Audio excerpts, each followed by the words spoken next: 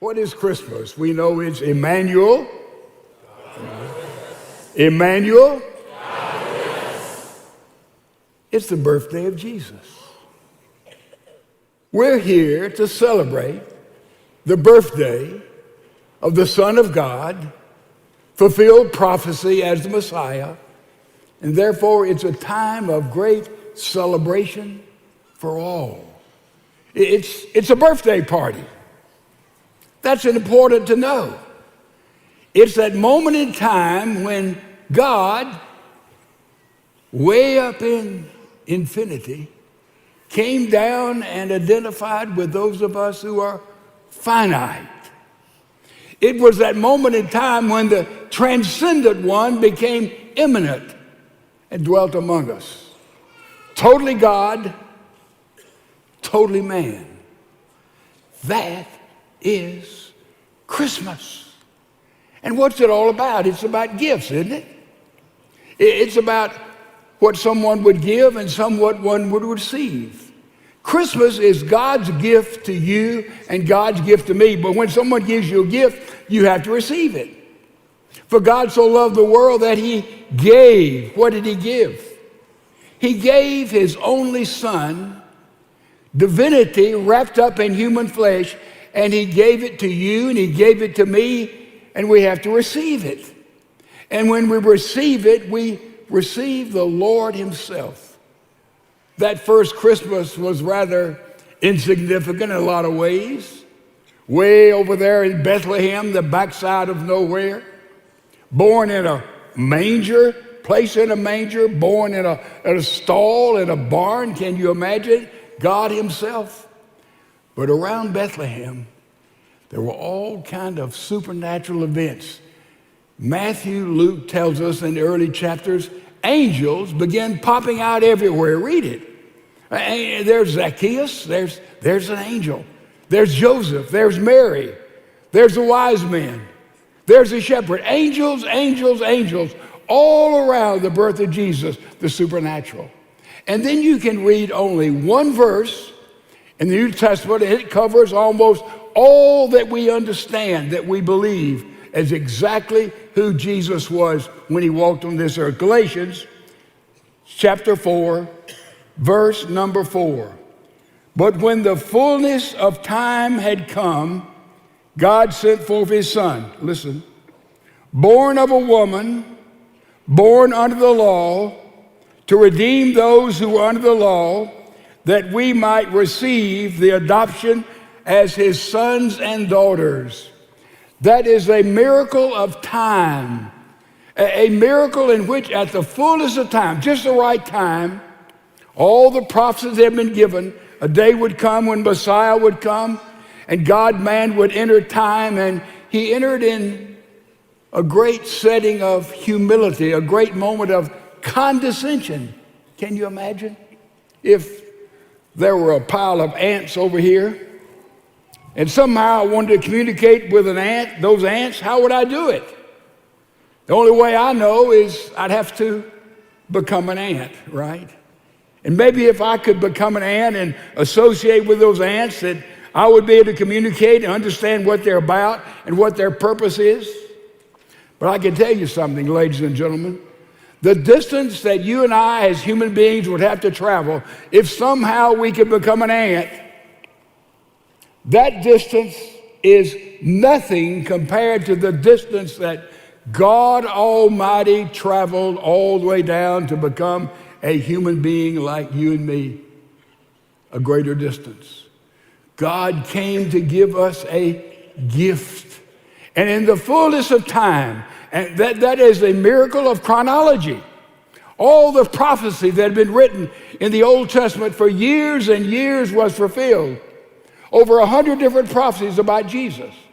And you can read them one by one by one and see it was all realized in that moment of time there in the birth of Jesus. You say, well, it was just a coincidence.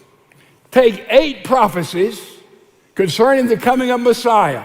Just 8. There's over 100 that Jesus fits perfectly, but take 8. And what are the odds that one man at any point in time would fulfill all those prophecies? A mathematician says it's 1 to 10 to the 17th power. That's a 1 with 17 zeros after it. That's the odds that one person at one time would fulfill only 8 of the prophecies, let alone over 100 different prophecies. So we see it's a miracle in time. It's a miracle in that moment of the birth of Jesus in Bethlehem. Also, if you listen to that verse carefully, it's a miracle involving what? Gynecology. Born of a woman. Prophecy said it would be a virgin. We looked at that to the genealogies we looked at recently in Matthew and in Luke. Born of a virgin. It is a miracle involving genealogy. And it's a miracle involving this wonderful moment in history. Also, it's a miracle of sociology. Yeah, what is sociology? The science of relationship. Did you hear that little phrase? Born under the law, in the provision of government. It's a miracle in sociology. It's also a miracle in soteriology. You may not be familiar with that word. It means salvation. And the phrase there in Galatians says, he came to redeem us, to claim us back for himself, because we get lost in this world. We get lost in ourselves. So it's a miracle there of soteriology. He redeems us and takes us back to him. And finally, it's a theological miracle. And you see the bottom line of the theology there? We become adopted into the family of God himself. And that is salvation, and that is when we are safe in the Lord Jesus Christ. So around the birth, there are all kinds of miracles, because Jesus gave us God in human flesh, God and man, and we have to receive that gift. Now, what kind of gifts are we looking for this Christmas for those that we love? We're looking for a gift that expresses the personality of the giver, right? And meets the needs of the one who receives it. If I gave Lisa a set of golf clubs, I can tell you it wouldn't meet her needs. It may express my personality, but it wouldn't meet her needs. If she gave me a silk scarf for Christmas, you know, it's nice, but I'm not a scarf kind of guy. It would express her, but it wouldn't meet my needs. See, the perfect gift expresses the personality of the giver and meets the needs of the one who receives it. That was the gift of Jesus Christ. That's what God gave to us. It expressed his personality. Somebody, I wonder what God would like. I wonder what God would do. Look at Jesus. There it is. It's all wrapped up in human flesh. All the way in the beginning, through his life, his teaching, his death, his crucifixion, his resurrection, his promise of coming again, bring down the curtain of time. It's all wrapped up there for you and for me. The gift of Christmas expresses God. What would God have me to do? The principles are there as clear as anybody can understand. Somebody, well, a lot of the Bible I don't understand. You know, that's not my problem. My problem is the part of the Bible I do understand. Thou shalt not kill. Anybody have a problem understanding that? Would you lift your hand? Thou shalt not commit adultery. Anybody have a problem understanding that? You see, the Bible is clear and plain and gives us principles as how we are to live the life that he has called us to live. It expresses the personality of God. Also, it meets the needs that you and I have. What are those needs that we have? We need forgiveness. We need cleansing. We need understanding. We need healing. We need an interpretation of life that we can live and flow and have the light of God in our lives. That's what we all need. C.S. Lewis said, a fish never feels uncomfortable in water. Everybody gets that, doesn't it? But haven't you and I so many times felt uncomfortable in life? You know, things aren't going right. I don't understand this. And the reason is, so many times we don't have all the answers, but Christ comes in our life and he meets that need. He comes in and cleanses you and cleanses me. I've been praying a lot the last few days. And prayer is a dangerous thing.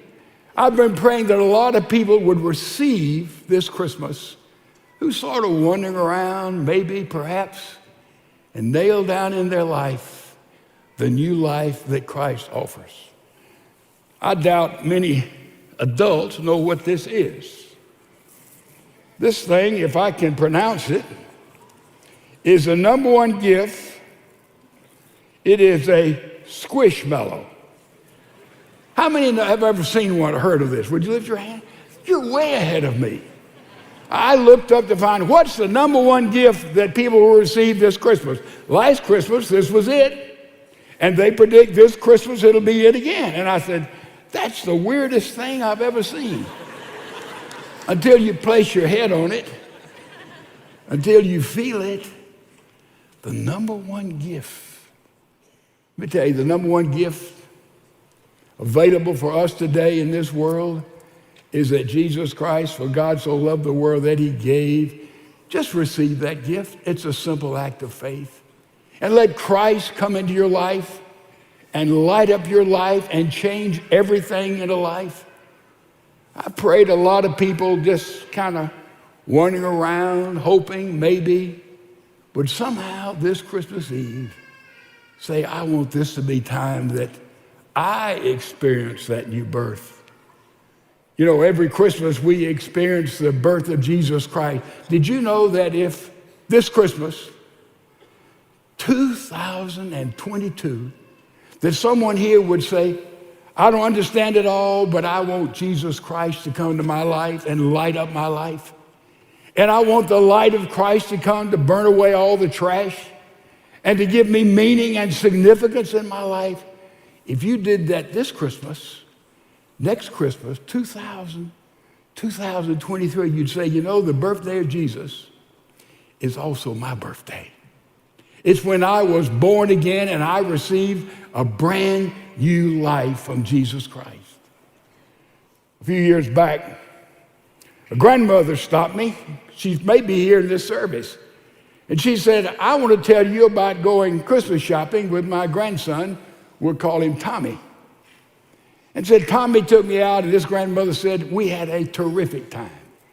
You know, I would say, what do you want to give your mom? What do you want to give your dad? And we talked about his sisters. And then he said, what do you want to give his friend? That grandmother said, I had the time of my life shopping with Tommy. Until finally I asked him, Tommy, what do you want for Christmas? And she said, he looked at me and says, Grandma, you don't understand. This is Jesus' birthday. And the question is, what should I give to Jesus this Christmas? And she said, well, Tommy, what is it? He said, he only wants one thing, me. That's all he wants, folks. He just wants you. He wants me to give ourselves to him. And he takes anybody here and he comes into your life and he makes you and me brand new and the light of Christ. You know, birthdays, you have candles, don't you? We have candles here. And this is a candle that we'll see that is a representative of the light of Christ that can come into any life. When we humble ourselves and say, Lord, I want to be born again. Christ, he gives us a brand new life. We don't get better. We receive Jesus as Messiah. We become brand new. What an offer. And that's what can happen to a lot of people here today. In a reverent time, I'm going to light this candle. And when I light this candle, you're going to see a miracle take place in a little bit. I light the candle, and I come and light the candle of a pastor. No one lights their own candle. I'll light the light of a pastor, and then he lights other lights that are down in front of us of pastors. And then I want you to listen carefully.